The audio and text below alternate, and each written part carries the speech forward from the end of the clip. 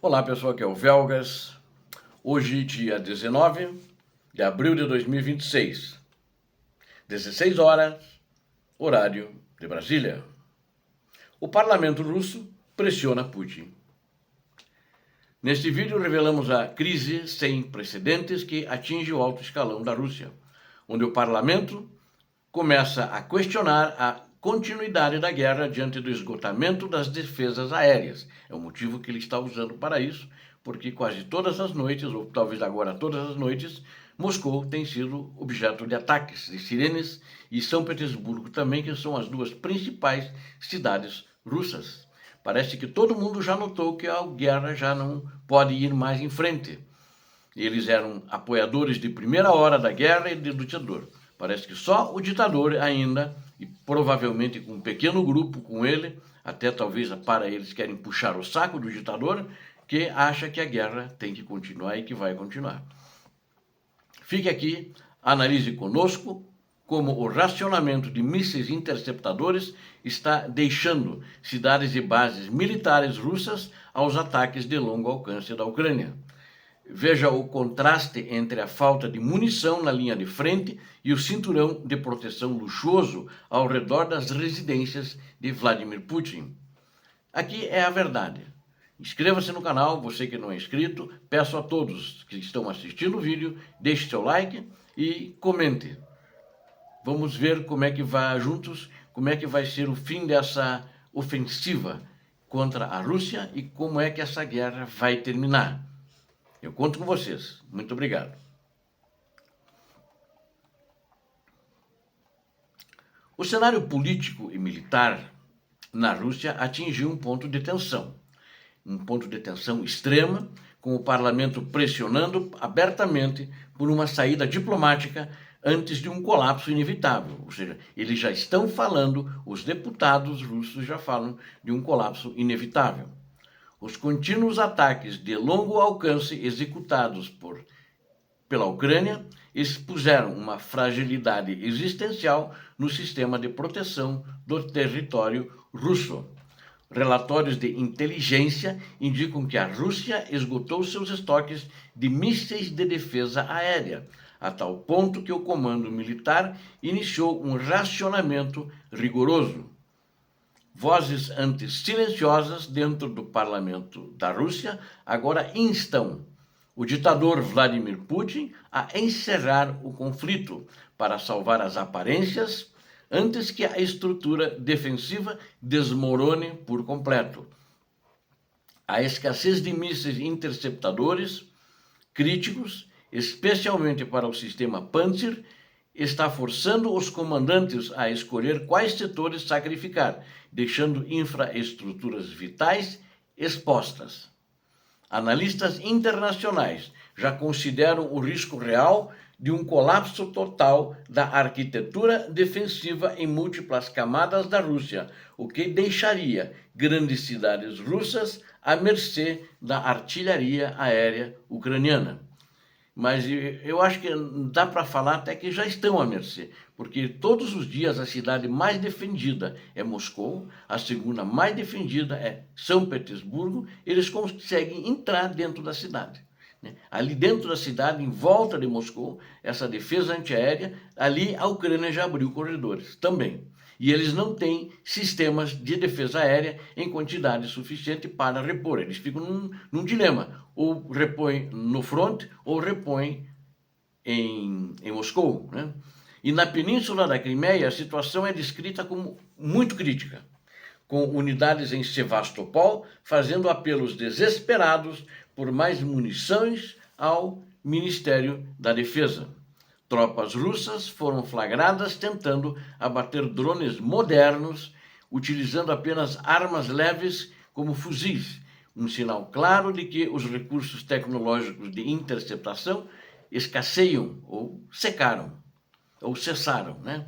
As causas desta crise são estruturais e decorrem da destruição sistemática de centros de reparo e inovação, como o Polo Tecnológico Granit, atingido recentemente na Península da Crimeia, que era um centro de manutenção e até para reconstruir, né, reparar, recauchutando alguns drones. Além dos danos físicos às sanções ocidentais, liderados por países como a Alemanha, desmantelaram as redes de contrabando de microeletrônica essencial para a indústria bélica. Esse contrabando vinha do Ocidente. Sem componentes importados, a produção de novos sistemas de defesa aérea não consegue acompanhar o ritmo frenético de consumo imposto pelos enxames de drones e mísseis da Ucrânia, que a gente vê todo dia que eles estão destruindo alguma coisa e eu sempre relato o sucesso, porque de fato eles têm atingido, né? Como medida de desespero, o exército da Rússia está retirando de depósitos sistemas obsoletos com mais de 80 anos de idade, como o Estrela Ten, né? Esses equipamentos antigos com alcance limitado a apenas 5 quilômetros têm que estar bem na linha de frente, eles não conseguem ser protegidos, são incapazes de lidar com a tecnologia de satélite e a furtividade, né, dos vetores ucranianos. O fato de mísseis recém-fabricados serem enviados diretamente das linhas de montagem para a frente de batalha, para o teatro de operações, prova que não existem mais reservas estratégicas em solo da Rússia. A lacuna na proteção terrestre obrigou a Rússia a utilizar sua própria força aérea para caçar drones, uma alternativa que tem gerado perdas vertiginosas e aeronaves caras. Em poucos dias, as forças de Kiev abateram um helicóptero Ka-27 e confirmaram a queda de um caça Su-30 em circunstâncias de alto estresse operacional.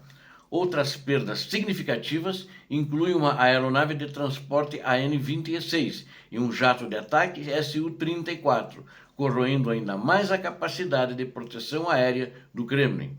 Enquanto as tropas na linha de frente clamam por proteção básica, o contraste de prioridades do governo russo tornou-se um escândalo interno. Vladimir Putin ordenou a instalação de 27 sistemas Pantsir que estão sobrando munição para eles em torres ao redor da sua residência na localidade de Valdai, às margens do Mar Negro, criando anéis de defesa sobrepostos para a sua segurança pessoal, onde ele gosta de passar a maior parte do seu tempo. Enquanto o presidente se protege, as infraestruturas críticas da Rússia recebem apenas sistemas falsos e iscas de plástico. Ou seja, eles querem enganar o reconhecimento ucraniano e para isso eles fazem alguns desses sistemas Pantsir, S-400, S-300, eles fazem eles de madeira ou de plástico. Aí o reconhecimento ucraniano para eles se enganar. Mas os ucranianos já estão detectando isso. Eles já sabem qual é o engodo e não caem nesse engodo de Vladimir Putin. A implementação de defesas fictícias é uma admissão muito tácita de que o país não possui mais meios reais para cobrir seu vasto território contra a ofensiva ucraniana. O colapso da doutrina de defesa integrada russa está permitindo que a Ucrânia leve a guerra diretamente para o coração industrial e militar da Rússia. A cada radar destruído e a cada bateria neutralizada, o custo político e militar para a manutenção da invasão tornou-se insustentável para a elite moscovita. A superioridade estratégica ucraniana agora se manifesta não apenas no campo de batalha, mas na desarticulação completa da confiança do parlamento russo em seu líder. O tempo está se esgotando para o Kremlin. O tempo está se esgotando para o ditador. E a Ucrânia demonstra que possui a persistência e a tecnologia necessárias para garantir sua soberania definitivamente. Em suma, a Ucrânia conseguiu o que muitos consideravam impossível: exaurir a capacidade defensiva de uma das maiores potências militares do mundo. Com isso, agora, com os constantes fracassos que eles tentam enganar o povo, mas os deputados têm as informações certas, sabem o que está acontecendo. Eles têm ligações com os correspondentes que estão na frente de combate, no teatro de operações, e eles até aconselhados por esses correspondentes, eu já falei muito em vídeos sobre eles, e eles ouvem o que eles falam e sabem que não tem muita saída para o exército da Rússia. O exército da Rússia já está com racionamento de mísseis interceptadores e o uso de armas obsoletas pela Rússia, que são provas de que a estratégia ucraniana de atingir a logística e a indústria está funcionando. Enquanto o ditador Putin se isola atrás de anéis de aço em suas residências privadas, o resto da infraestrutura russa desmorona sob a precisão dos ataques ucranianos. Faz com que até os deputados, que eram os pudolzinhos de Putin, agora comecem a falar que a guerra precisa acabar. Não estão mais repetindo o discurso dele. Essa pressão no parlamento de Moscou é apenas o reflexo de uma realidade que não pode mais ser escondida. A Ucrânia está vencendo a guerra de exaustão tecnológica. Obrigado a vocês que assistiram esse vídeo, conto com vocês. Inscrevam-se no canal, deem um like, compartilhem com suas redes sociais e façam seus comentários. Peço a Deus que abençoe a todos vocês, que abençoe a Ucrânia e que abençoe o Brasil. Paz e bem, paz para toda a humanidade.